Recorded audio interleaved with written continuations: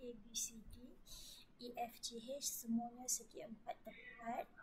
Yang mempunyai dimensi ABC, sini punca 27, sini punca 8, sini punca 3, sini punca 2. Logik lah yang mana satu panjang, yang mana satu pendek untuk kita tentukan.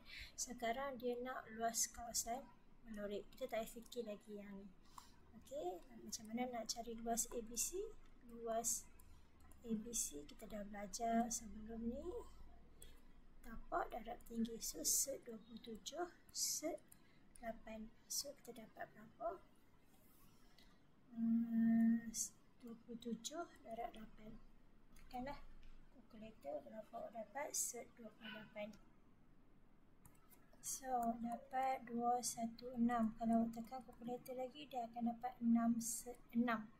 Okey, itu adalah ABCD. Manakala luas EFGH itu 2 dengan 3.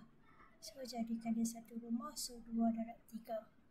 Okey, dia suruh cari luas kawasan berlorik bermaksud luas segitiga ABCD tolak dengan luas CFGH. So, 6 set 6 tolak set 6. Ingat kat sini ialah 1.